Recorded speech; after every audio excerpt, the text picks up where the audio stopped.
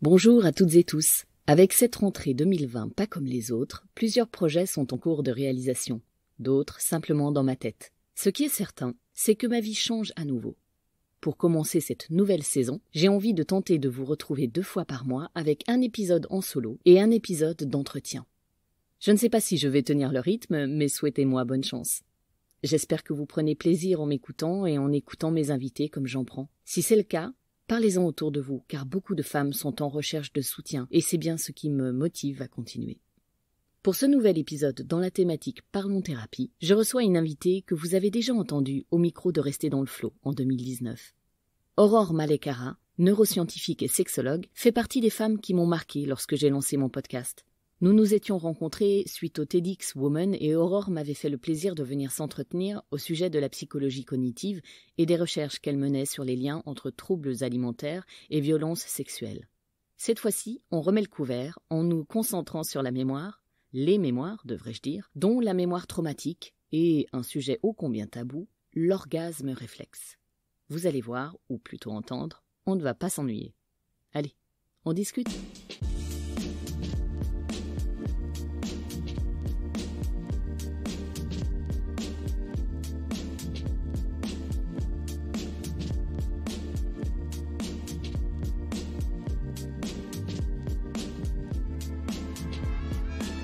Bienvenue dans les entretiens Restez dans le Flow, le podcast d'une MeToo où l'on se raconte et partage avec des invités, des professionnels, des parcours de vie, des résiliences.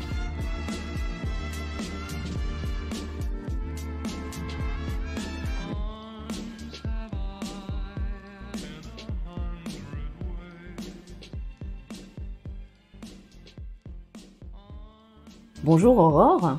Bonjour. Alors pour ceux qui ne t'auraient pas déjà écouté dans l'épisode 6 de Rester dans le Flow, je te présente en quelques mots. Tu es docteur en neurosciences, sexologue et thérapeute de couple ou en individuel. Et grâce à un double cursus en biologie et en psychologie, tu as mené des recherches en neurosciences cognitives sur les mécanismes de la mémoire, des émotions, en particulier sexuelles, du plaisir et de la récompense et par extension des addictions.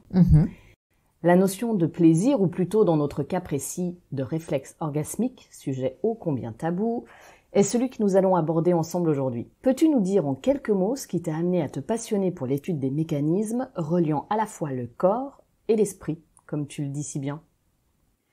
Oui, alors en fait, exactement comme tu l'as dit, j'ai fait un double cursus de biologie et de psychologie. Je m'y retrouvais pas quand j'étais étudiante. Je voulais comprendre les processus biologiques qui sont derrière les comportements. On me proposait rien quand j'étais étudiante. Et en fait, c'est assez français, c'est beaucoup moins clivé dans des pays comme les États-Unis où on peut faire un parcours un peu plus à la carte. Et il y avait que 2 alternatives avec d'un côté la psychologie qui était très proche de la psychanalyse ou de la biologie qui était très très physiologique. Donc personnellement, j'ai rien contre ni l'un ni l'autre. Et ça m'a amené à travailler en fait très très vite dès mon master, pendant ma thèse, à la frontière des deux, avec des expériences et des techniques de neurobiologie, mais sur des thématiques de psychologie qui en fait ne s'étudiaient généralement que chez l'homme. C'est une dissociation d'ailleurs qu'on retrouve beaucoup en médecine. D'un côté, on a soit on soigne le corps, on soigne la maladie, on soigne les symptômes, ou alors on va soigner la tête et la psyché. Et c'est assez gênant parce que quand on se place d'un point de vue de neurobiologie fondamentale, on sait très bien que les pensées, les émotions, les comportements sont des produits de la matière. Et ça va être influé par des choses très concrètes, mais vraiment hyper concrètes comme ce qu'on va manger, si on digère bien ou pas, si on dort bien ou pas. Donc par notre sommeil, nos émotions, nos hormones. Très rapidement, j'en suis arrivée à la sexologie parce que pour moi, c'est vraiment la discipline qui permet de s'appuyer à part égale sur la psychologie, la médecine et la physiologie. Donc c'est une des seules disciplines qui peut permettre cette réunion. Les médecines, par exemple, chinoises, les médecines orientales ne travaillent pas du tout comme ça. Donc en fait, c'est très très culturel. Après, ça a beaucoup d'avantages pour quand on veut étudier tel mécanisme, on est obligé de réduire. Mais quand on a une personne en face de soi, quand on veut comprendre des choses, même en recherche, il y a des choses où en fait, par exemple la mémoire ou les émotions, il y a des comportements, il y a des sorties entre guillemets, pour prendre un terme très cognitiviste, des sorties comportementales. Il y a vraiment quelque chose d'intangible. Il faut comprendre comment c'est encodé dans le cerveau et quelles sont les bases physiques, matérielles qui sont derrière dans le cerveau. Mais justement, on va y venir avec la mémoire. Concernant le lien entre notre mémoire traumatique, celle qui surgit de nulle part, pour certaines personnes traumatisées, parfois 10 ans, 20 ans plus tard, et le sujet du jour qu'on va aborder, la notion de plaisir réflexe qu'on subit parfois lors d'actes pratiqués avec ou sans violence physique. C'est un sujet très délicat, hein. Moi-même j'ai connu ça. Donc si j'en reste pour le moment sur la mémoire, est-ce que tu peux nous en dire plus? Comment tu peux nous expliquer la mémoire? On en a plusieurs, on en a qu'une? Alors, la définition que moi je préfère sur la mémoire et que je donne à chaque fois quand j'enseigne ce sujet, c'est qu'en fait la mémoire, c'est le but du système nerveux. Notre système nerveux veut faire de la mémoire. Donc typiquement, le nerf avec le muscle encode l'information de je dois faire une synapse entre ma terminaison neuronale et mon muscle pour pouvoir faire une action. La mémoire, c'est partout dans notre corps. C'est pas juste dans le cerveau à un endroit, c'est pas juste la mémoire qu'on peut déclarer. Donc en effet, il y a plusieurs types de mémoire. Il y a la mémoire déclarative, c'est en général celle-là qu'on appelle la mémoire, quand on parle de la mémoire. Donc la mémoire déclarative, c'est celle qu'on peut rappeler comme l'été dernier, j'étais en vacances en Grèce, blablabla. On peut rappeler aussi, je sais que Londres, c'est la capitale du Royaume-Uni. Donc ça, c'est des mémoires qu'on apprend à l'école, c'est les mémoires qu'on peut verbaliser, qu'on appelle mémoire déclarative. L'autre mémoire, c'est la mémoire non déclarative, c'est celle du savoir-faire, celle des habitudes, celle de savoir faire du vélo. Les danseurs, c'est exactement ce type-là de mémoire qu'ils utilisent. Il y a aussi toutes les habitudes comportementales qui vont rentrer dans les mémoires non déclaratives. Donc nous, on va rester un peu plus sur la mémoire déclarative parce que souvent, justement, dans le cas de la mémoire traumatique, c'est souvent celle-là qui fait défaut. Mais en gros, si je résume très très rapidement, d'un point de vue darwiniste, on a besoin de se rappeler des éléments importants pour notre survie et de faire le tri avec ceux qui sont moins importants. Donc c'est très important d'avoir ça pour bien comprendre en fait la mémoire traumatique. De manière assez schématique, la mémoire fonctionne un peu comme une courbe en U inversée, notamment la mémoire déclarative, celle qui va nous permettre d'encoder les souvenirs. Il s'est passé ça quand j'avais 5 ans. Oui, on n'est pas dans un automatisme comme je vais me servir de mes 2 doigts pour faire telle ou telle chose. Exactement. Donc cette mémoire, elle fonctionne schématiquement un peu comme une courbe en U inversée. Plus l'intensité est forte du souvenir, moins la mémoire déclarative est efficace. Au début, si c'est pas assez fort, on retient pas. On monte, mais plus l'intensité est forte, mieux on retient. On arrive à une espèce de maximum, c'est une intensité moyenne, et on est au maximum des capacités de la mémoire. Mais si on augmente l'intensité du souvenir, on se rend compte que les capacités mnésiques diminuent. Donc en gros, ce que ça veut dire, c'est que si c'est pas assez intense, si c'est pas assez fort, le cerveau il va faire ouais, c'est pas assez intéressant, donc je ne m'en occupe pas. Si c'est trop fort, on balance sur un autre système, on bascule sur un autre système, et c'est plus le système déclaratif qui se met en place. D'accord, on change de système. On change de système, et c'est justement ça ce qui se passe avec la mémoire traumatique. L'émotion va prendre le pas sur l'information. Si on prend un exemple positif, c'est l'exemple du premier baiser. Il se passait plein de choses lors du premier baiser, mais des fois, quand les gens rappellent ça, ils se rappellent plus exactement du jour, de la date, Moi, je m'en souviens très bien. Ah oui, mais alors d'accord, mais il y en a plein, ils s'en rappellent quand même pas. Ils se rappellent pas nécessairement des détails de qu'est-ce qui a été dit exactement. En fait, c'est dans ce sens-là. Sur des petits détails de qu'est-ce qui a été dit juste avant, juste après. Des fois, c'est un petit peu ouf. Ou qu'est-ce qui s'est passé, quels ont été les gestes précis. Des fois, des personnes peuvent s'en rappeler un petit peu, mais pas complètement. Donc c'est un petit peu mélangé, mais souvent, ce dont on se rappelle, c'est l'émotion. L'émotion qui submerge, et en fait, ça efface un peu tout. D'accord. Pour un exemple plus positif. Mais justement, dans le cas des violences, exactement, on rentre dans ce cadre de trop grande intensité, et donc du coup, les structures qui sont dédiées à cette mémoire déclarative vont moins marcher. Donc ces structures, elles s'appellent les hippocampes. C'est 2 structures qu'on a dans les lobes temporaux. On en a 2 de chaque côté. Alors déjà, ce qui est important de savoir, c'est que c'est des structures donc sous-corticales, donc pas à l'intérieur, mais d'un point de vue évolutif, c'est quand même un cortex ancestral.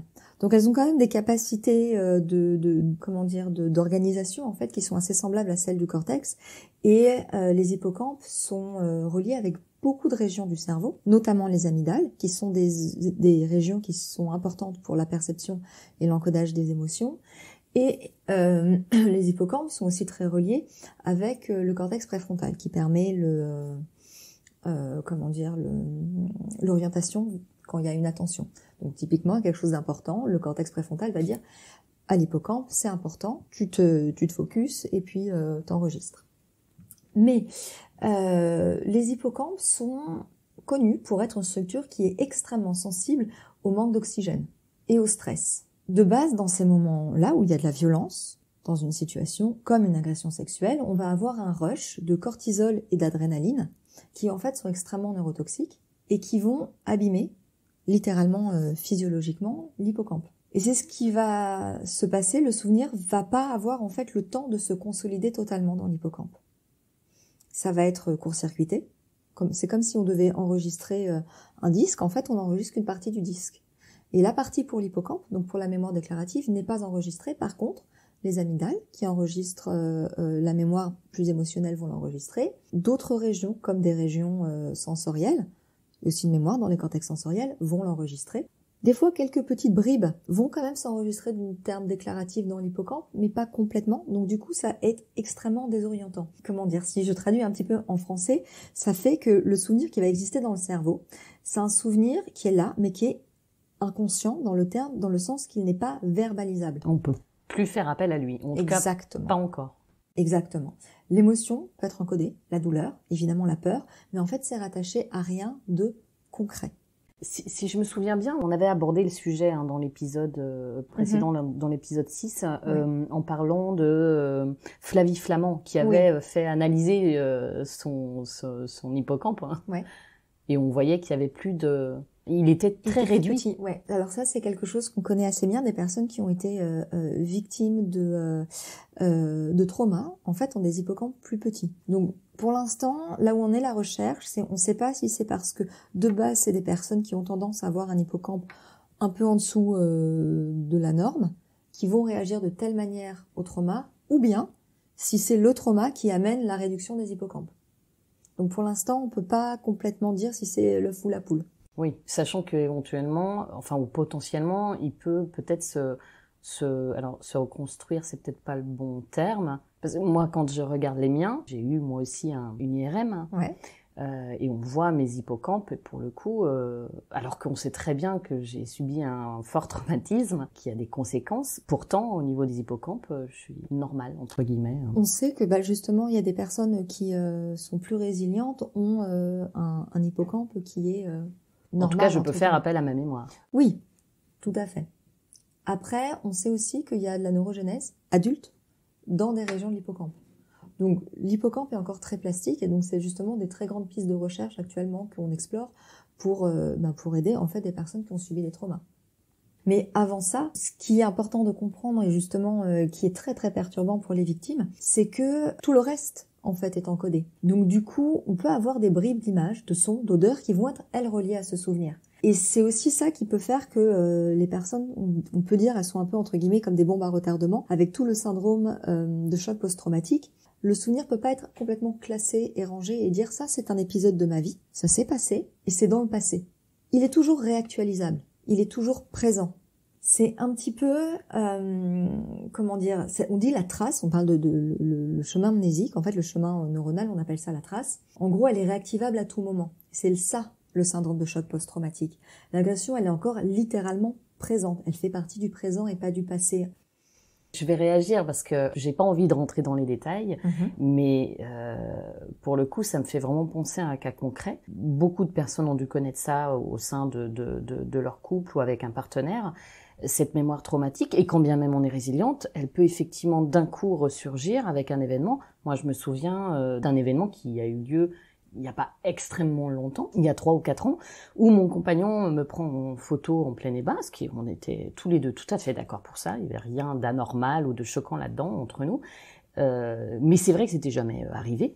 Il me montre la photo, et là, d'un coup, j'éclate en sanglots, je ne comprends pas ce qui m'arrive, et en fait, c'est simplement que je me revoyais petite, en train d'agir, alors que c'était absolument pas le cas, c'était pas le sujet, j'étais bien, je m'amusais, je prenais du plaisir.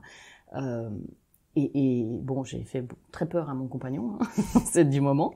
J'ai fait très peur à mon compagnon, et du coup, sur le moment, il s'est dit, j'efface la photo. Je lui dis absolument pas, surtout pas. Je reprends mes esprits, hein, je lui disais ça en sanglots, je reprends mes esprits et je regarde l'image en me disant, voilà, ça c'est moi, c'est qui je suis aujourd'hui, je suis une femme, je suis tout à fait dans mon rôle, et j'ai besoin de le voir, de le visualiser pour que ça, comment dire, que ça s'engramme dans ma mémoire, que ce soit la bonne information qui vienne dans ma mémoire, qui s'installe dans ma mémoire, dans cette mémoire-là, et non pas apparemment une ancienne information qui n'avait plus rien à y faire, strictement plus rien à y faire. Et c'était bon. Du coup, hop, cette résurgence était traitée, analysée, et du coup rangée. Absolument aucun problème, évidemment, et j'en ai pas eu derrière. Mais voilà, comme quoi, à n'importe quel moment, un événement, et qui pourrait d'ailleurs, pour certains, n'avoir strictement aucun lien avec des ébats sexuels, hein, pour des traumatisés sexuels, ou d'anciens traumatisés sexuels, ressurgit quand on s'y attend absolument pas. Oui. Tout à fait. Mais là, on peut dire que c'est cette fameuse mémoire et ces hippocampes qui ont repris leur place, c'est peut-être pas le terme. Alors, mais, je dirais peut-être leur pas fonction. comme ça. Alors oui, là, ce que tu décris, moi, ce que j'explique toujours, c'est que c'est comme une espèce de nébuleuse, la mémoire traumatique, où il y a des petites accroches et des petites étiquettes. Et à tout moment, ces étiquettes, elles peuvent être tirées, et en fait, ça va amener toute la nébuleuse avec elle, avec tout le cortège d'émotions, avec tout le cortège de douleurs. Et c'est ça qui va vraiment amener ce qu'on appelle les symptômes de flashback. Exactement ce qui a été décrit avec « je me suis revue petite fille ». J'ai ressenti ça. J'ai revu mon agresseur. Je me suis remise dans la situation, etc. Et exactement comme ce que tu disais, ça peut arriver dans des situations sexuelles, mais ça peut arriver absolument n'importe comment, parce que les étiquettes, ça peut être une odeur, un son, une voix, un mot.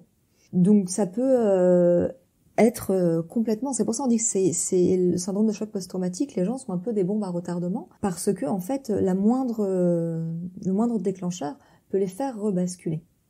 C'est aussi ce qu'on va retrouver avec, par exemple, dans les cauchemars.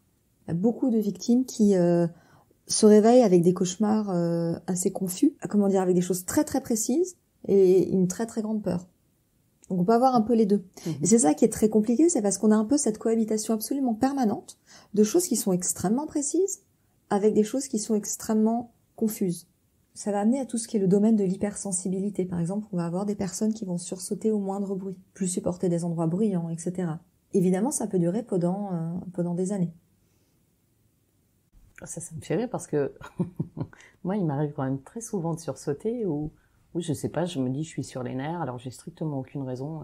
Ça peut être... Ça peut être... Enfin, je veux dire, je peux être complètement résiliente et avoir des symptômes quand même encore comme ça. Ouais. On a d'hypervigilance, ouais. C'est quelque chose qu'on retrouve D'accord. assez souvent. En tout cas, je ne l'ai jamais rattaché à ça, mais bon. Enfin, d'ailleurs, peu importe pour moi, mais c'est intéressant à savoir. Mais oui, c'est très important de comprendre ça parce qu'on voit vraiment justement l'ampleur du problème d'un point de vue clinique pour l'impact que les violences sexuelles peuvent avoir sur les personnes.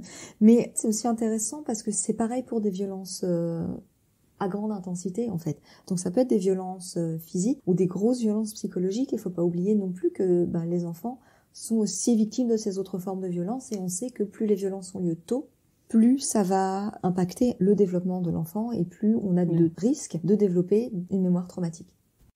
Mais si j'en reviens aux violences physiques et à cette notion de plaisir physiologique qu'on peut avoir parfois, et en tout cas dans mon cas dans l'enfance, évidemment c'est dû à un mécanisme de protection. Moi c'est quelque chose sur lequel je me suis renseignée relativement rapidement, en tout cas à mes 18 ou 20 ans. Ça m'a permis de prendre pas mal de recul par rapport à ça. On sait qu'en bref, il y a des conséquences chimiques à des actions qui sont menées lors d'un assaut sur le corps.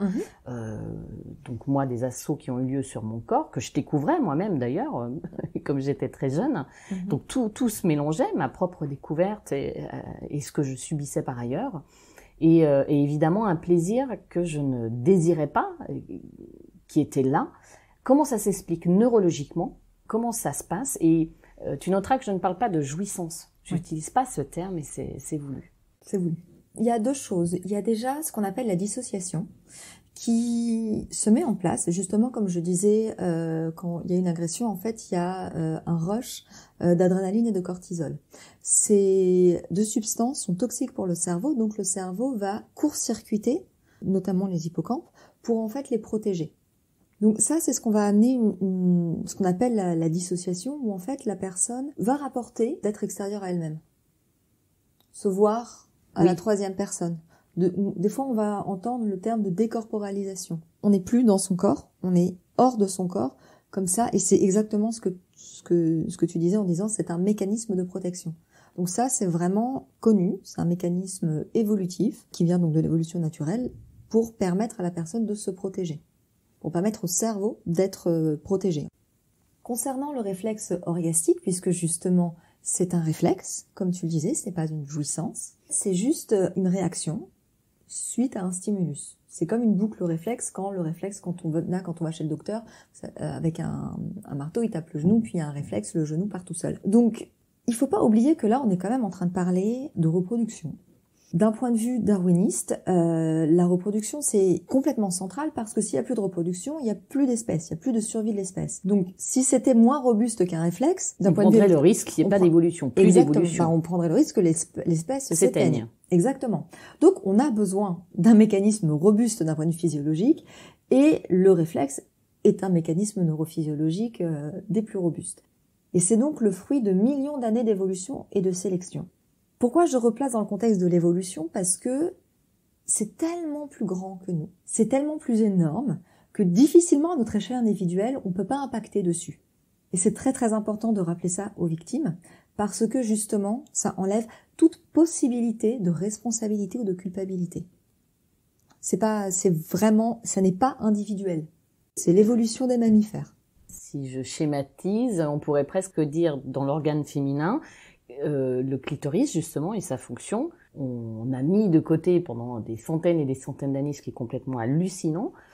C'est un peu comme un interrupteur pour s'assurer que hop, j'appuie dessus, il y a l'information de plaisir qui monte au cerveau pour dire hop, on a des choses à faire, on va pouvoir continuer l'espèce. C'est même pas que le clitoris, c'est le plaisir même que tout l'appareil génital, sexuel, même masculin, fonctionne de cette manière-là. Pour décrire un petit peu comment ça marche, les sexologues Masters et Johnson ont décrit de manière extrêmement empirique la réponse sexuelle. Si vous avez regardé la série Masters of Sex, ils montrent exactement très bien comment est-ce que cette découverte a été faite. En gros, la réponse sexuelle, c'est 4 phases. Première phase d'excitation, deuxième phase de plateau, ensuite la phase de l'orgasme et ensuite la phase de résolution. Donc, lors de l'excitation, en fait, le plaisir, il augmente plus ou moins vite selon les personnes. On sait que ça augmente assez vite chez les hommes, des fois plus lentement chez les femmes. La phase de plateau, c'est le plaisir reste en plateau. Ça peut durer longtemps, ça peut être court. Ensuite, il y a l'orgasme, qui se traduit par une brusque décharge de neurotransmetteurs, comme la dopamine.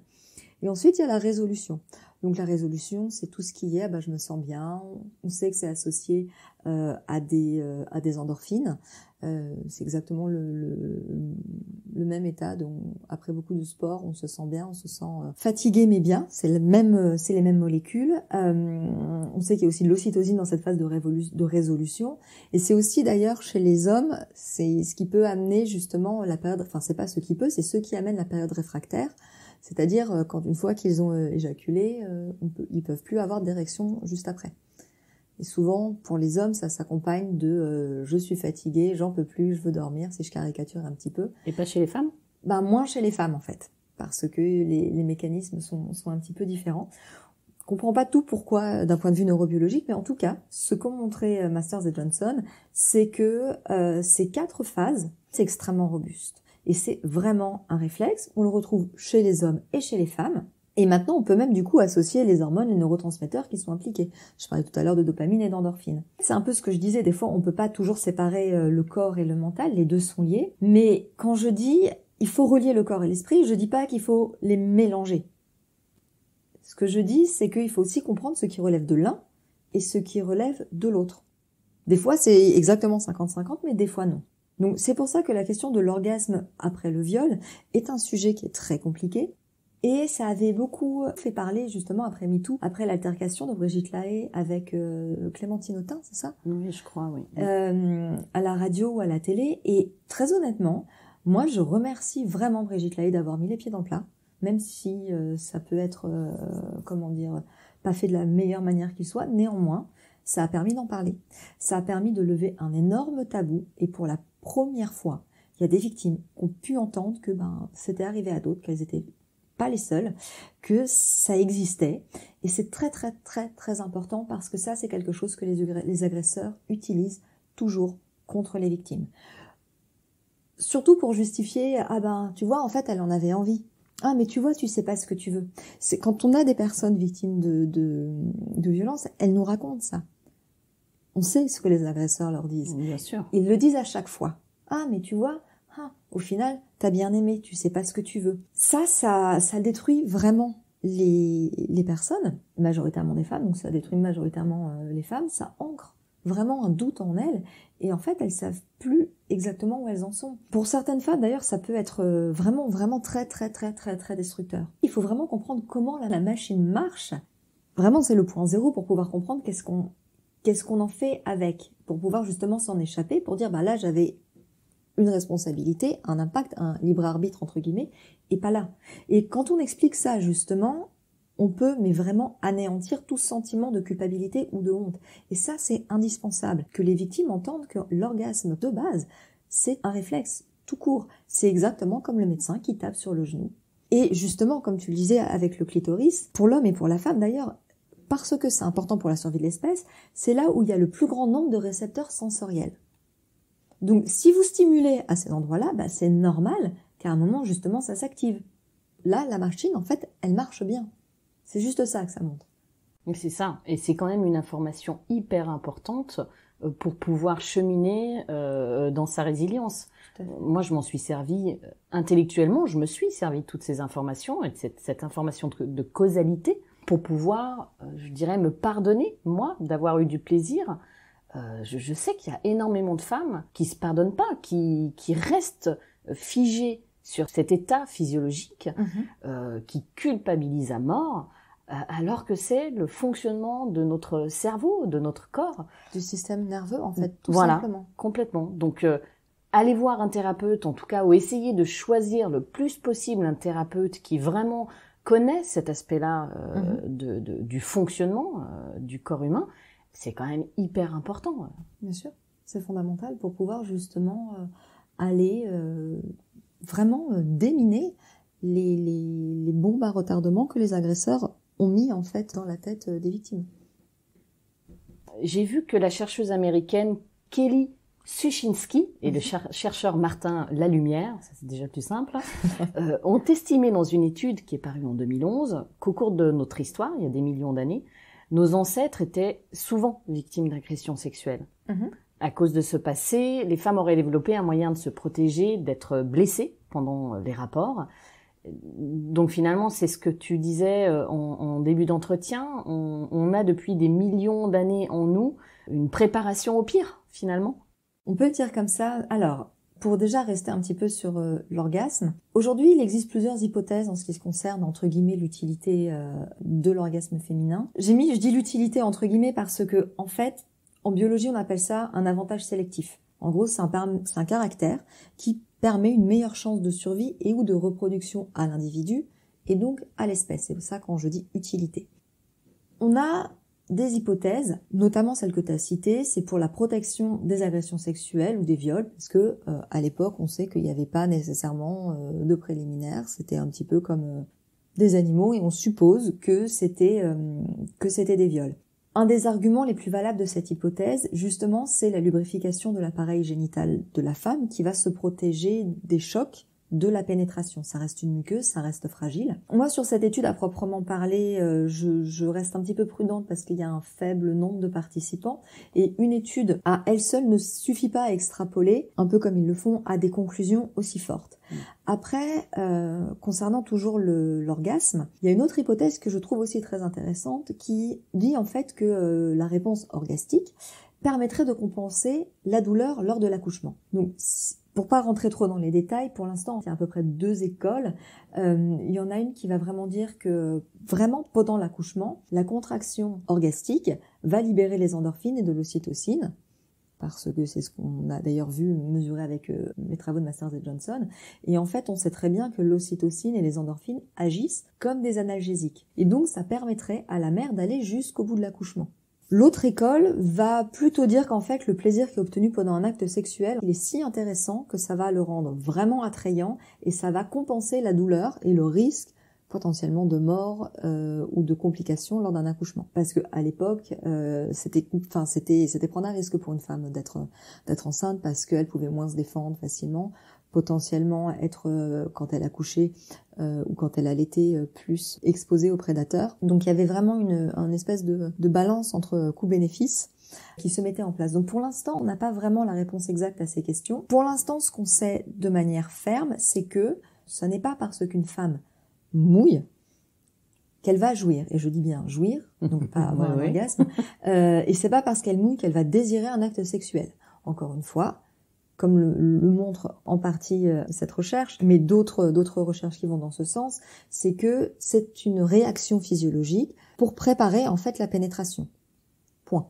Donc c'est pas parce qu'une femme mouille qu'elle va vouloir désirer être ravie qu'un homme s'intéresse à elle, ou voilà. C'est vraiment une réaction réflexe. À bon entendeur. Voilà. Et justement, quelque chose qu'on sait aussi actuellement très très bien maintenant, c'est que ce n'est pas parce qu'un être humain, et je dis bien un être humain, homme ou femme, va avoir un orgasme qu'il va y avoir nécessairement une jouissance. Oui, c'est ça qui est intéressant avec le travail des chercheurs et des neuroscientifiques, c'est que on peut même aborder ça sur le plan sociologique. De plus en plus de personnes traumatisées deviennent résilientes en prenant en compte cet aspect des actes qu'elles ont subis, qui sont physiologiques, ces notions au niveau orgasmique qui ne sont pas jouissifs. C'est-à-dire qu'il y a une différence entre l'orgasme et la jouissance. Tout à fait. Tout à fait. Alors moi justement, j'aime bien expliquer dans ces cas-là la dissociation qui existe entre érotisme et sexualité. Sexualité, c'est l'animalité. En fait, on peut parler de sexualité pour l'animal. Les animaux ont des rapports sexuels reproductifs, mais il y a énormément d'espèces qui ont plein de comportements entre guillemets satellites, comme des comportements de cours, des comportements de sélection, etc., etc. Donc la sexualité, c'est vraiment le niveau vraiment zéro. En gros, c'est le Cro-Magnon qui tire sa compagne, enfin sa femme par les cheveux, par pulsion, parce qu'il a besoin de se vider, si je parle un petit peu crûment. Et pas elle. Elles peuvent pas le tirer par les cheveux, par la barbe. Ça peut être le cas. Si elles ont envie. Si elles ont envie, oui, ça peut être le cas. Mais en fait, c'est vraiment ce côté de, moi, ma pulsion, mon besoin, c'est ça. Peu importe l'autre. L'autre devient un objet qui nous permet d'avoir accès à. Donc ça, c'est vraiment pour de la reproduction, c'est vraiment de la sexualité de base. Et on est d'accord que c'est les êtres humains, aussi bien masculins que féminins. Ah, tout à fait. Ça, on est tout à fait d'accord. Ça, c'est très important de le rappeler. Tu as tout à fait raison. Les femmes ont aussi des pulsions et voilà. C'est tout à fait normal. Tout va bien. Vous êtes même en très bonne santé. Mais l'érotisme, c'est autre chose. Pour revenir sur vraiment érotisme versus sexualité, l'érotisme, c'est vraiment la recherche d'un plaisir, voire même des fois d'un esthétisme, par l'acte sexuel. C'est vraiment ce qu'on pourrait appeler une sublimation. Techniquement, j'aime bien l'expliquer comme ça parce que c'est ce que 99,999% des agresseurs n'ont pas compris et ne sont pas capables de ça.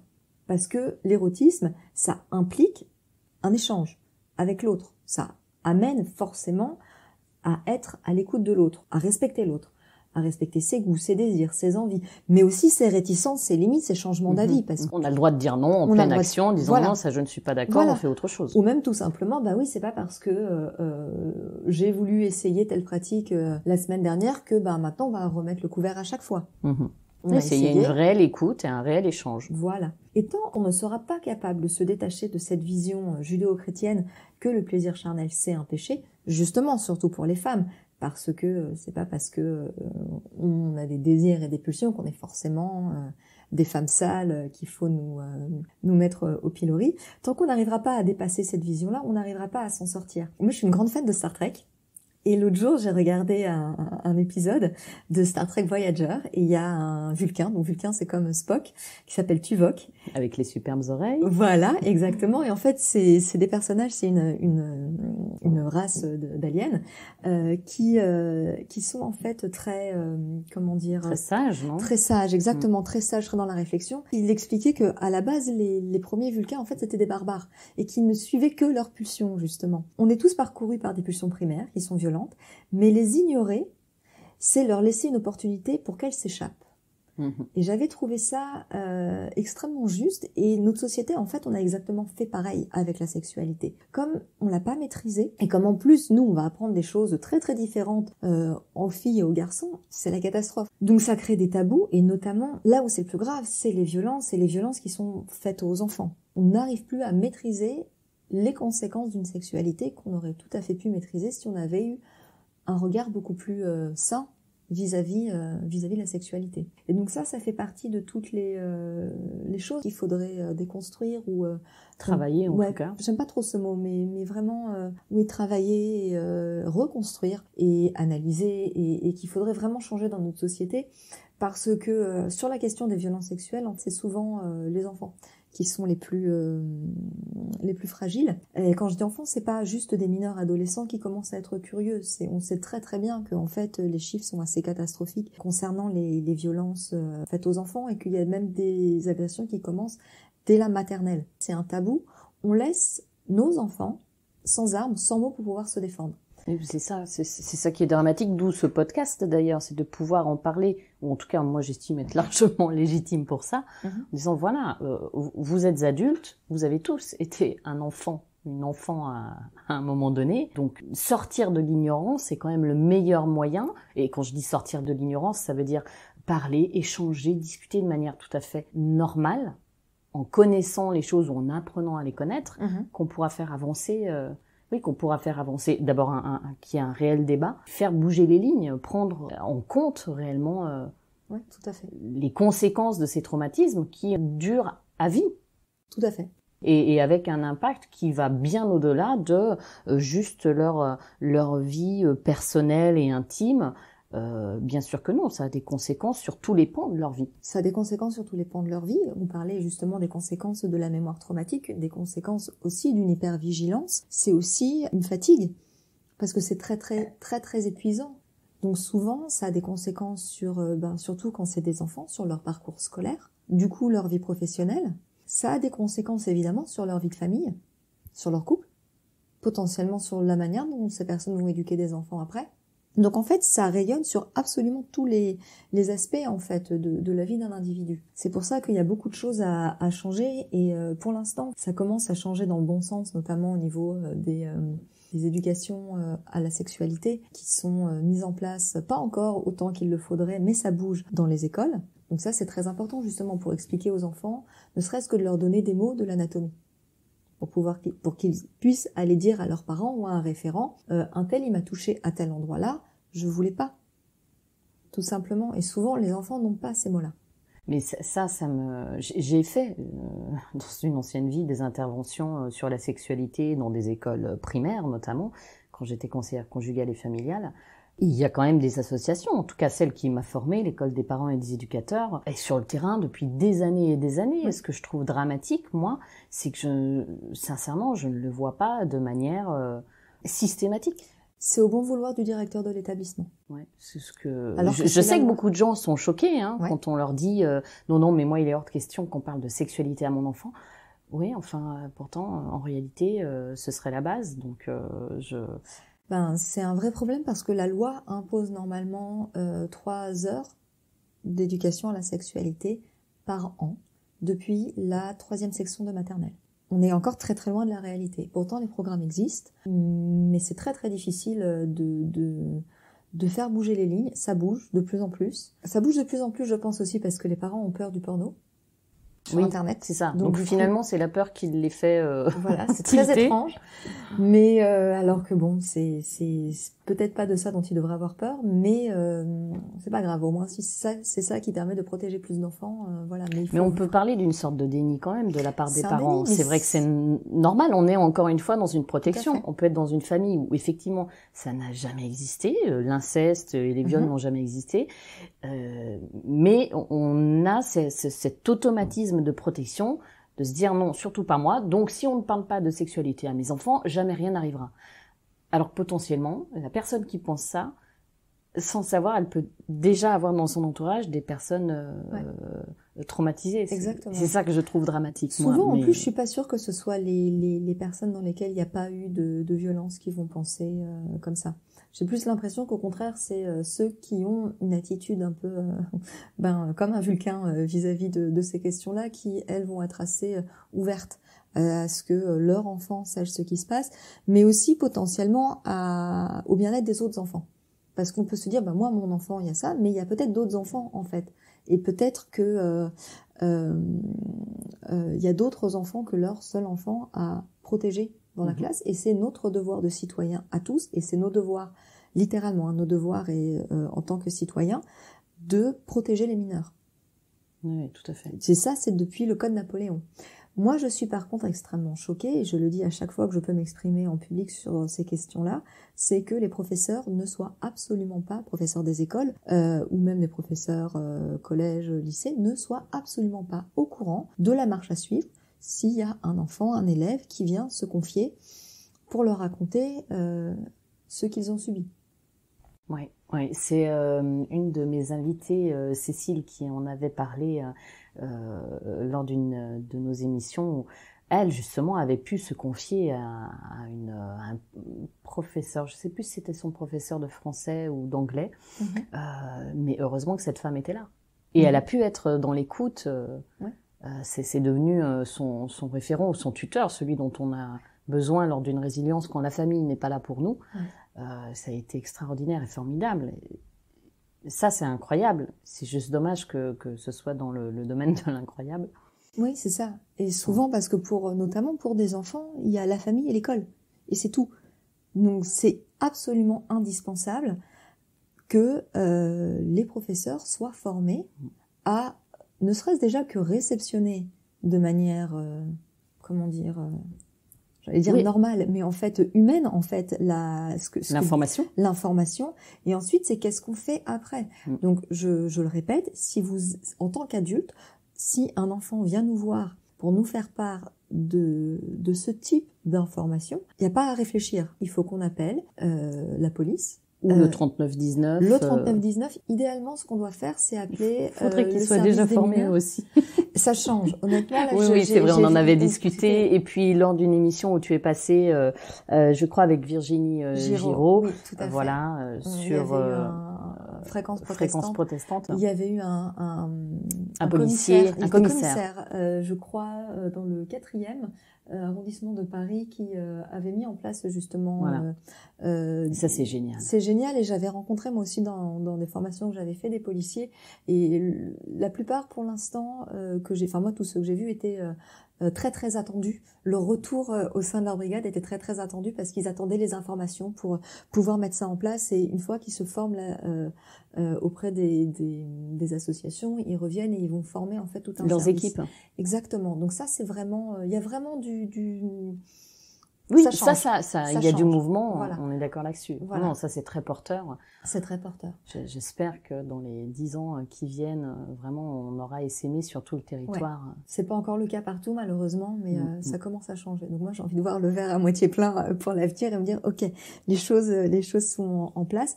Par contre, c'est vrai que dans les écoles, je suis toujours très choquée de devoir rappeler aux professeurs, non, en fait, votre travail, c'est ça. La loi, c'est ça. Vous devez rappeler justement la brigade des mineurs, c'est ce que je cherchais, pour faire part de la situation. Idéalement, vous faites une copie au procureur. C'est jamais connu. Et à chaque fois, la réponse que j'ai, c'est je sais pas, j'ai demandé à mon supérieur hiérarchique, etc. Et le problème, c'est que ils peuvent laisser renvoyer un enfant qui va aller chez son agresseur le week-end ou le soir. Donc ça, c'est pas possible. Donc il faut vraiment, pour moi, ce serait vraiment un des angles les plus urgents c'est vraiment l'éducation nationale. Qui est quand même la première à avoir les enfants 8 heures par jour. Exactement. Pour finir et en revenir quand même au sujet du jour, finalement, qu'est-ce qu'on pourrait dire ou qu'est-ce que tu aurais envie de dire pour que les femmes arrivent à rester dans le flow quand elles sont justement dans leur vie intime avec leur compagne ou leur compagnon, pour ne plus culpabiliser d'avoir du plaisir? Ouais, alors déjà se rappeler que ce sont des réflexes. Moi j'aime bien dire ça, qu'en fait on est 100% d'inné, 100% d'acquis. C'est pas 50-50, c'est pas... Voilà, c'est vraiment 100% des deux. C'est comme une maison. Dans une maison on a besoin et de l'électricité et de l'eau courante. Pareil. Donc on a des réflexes et l'érotisme, la jouissance, donc, va s'appuyer sur ces réflexes pour faire quelque chose d'autre, pour faire quelque chose qui a du sens. Arriver, comme tu le racontais, à être dans une relation avec un compagnon. D'ailleurs, ton compagnon a très bien réagi, puisqu'il a essayé de comprendre ce qui se passait, de ce que j'ai compris. C'est vraiment se remettre les choses à leur place. Il y a une part de réflexe, qui est le fruit de millions d'années d'évolution, qui est partagée chez tous les mammifères, chez tous les primates. Donc ça n'est pas de la responsabilité individuelle. Nous n'avons, en tant qu'individu, aucune prise sur ça. Et ensuite, chaque personne a un chemin de résilience qui lui est propre. Donc je trouve que justement l'exemple que tu as donné était très très bien, parce que justement tu as pu vraiment expliquer que ok, ça reste là. Cette image, elle était, enfin en tout cas à ce moment-là, elle était encore, la petite étiquette là de ma nébuleuse de tout à l'heure, elle était encore présente. On peut l'adresser, voilà, on peut l'adresser, on peut la confronter, et maintenant on la met à sa place. Et puis c'est quelque chose qui fait partie de mon histoire, mais c'est dans le passé. Alors c'est vrai que, pour préciser pour nos auditrices et nos auditeurs, c'est vrai que au fil des années, au départ, ce réflexe qu'on a de regarder les choses en face, de les analyser en un temps aussi réduit, demande beaucoup plus de temps. Voilà, à 45 ans, il y a belle lurette que j'y arrive et que c'est pas en un claquement de doigts, mais quasiment. Et c'est important à préciser, c'est-à-dire que c'est pas parce que pour l'instant vous n'y arrivez pas que ce ne sera pas le cas dans quelques temps, dans quelques mois ou dans quelques années. Voilà, c'est important de garder ça en mémoire pour le coup, de se dire un jour j'y arriverai et un jour j'arriverai à mettre en place un fonctionnement et un système de réaction où je remets les choses à leur place, je redonne le bon rôle à chacun et à moi-même et à l'autre pour être résiliente. Ouais. Et c'est très important aussi que chaque personne se laisse le temps. Il y a des personnes qui vont avoir besoin de 3 ans, il y a des personnes elles vont avoir besoin de 20 ans. Voilà. Et c'est absolument à chaque personne son rythme. Il faut surtout pas se mettre la pression parce que il y a un tel qui a fait ça, il y a un tel qui a fait ça. Sur ces questions-là, en fait, c'est vraiment au cas par cas. Ouais. Donc, si pour l'instant vous sentez que c'est pas le moment d'aller adresser ces problèmes-là, mais c'est que c'est pas le moment. C'est pas le moment et c'est ok. Voilà. Et c'est vraiment ok. Et justement, si vous allez voir un thérapeute qui veut vous forcer à rentrer dans ces problèmes-là, surtout pas. Vous mettez le frein et vous partez. C'est vraiment vous écoutez vous. Voilà, vraiment. Et bien sur ce, merci. Mais merci. On se dit à la prochaine fois. À la prochaine fois. Merci, au revoir. Merci beaucoup.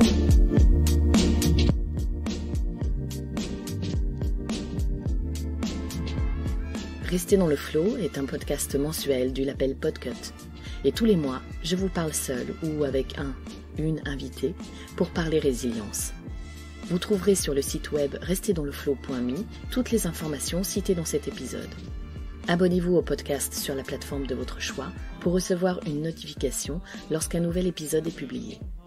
Si vous aimez rester dans le flow, n'hésitez pas à le soutenir en laissant un avis 5 étoiles sur Apple Podcast ou sur la plateforme que vous aimez utiliser. Ainsi, vous participerez à faire découvrir à d'autres des histoires inspirantes, des parcours de vie de résilientes et contribuerez à redonner de l'espoir.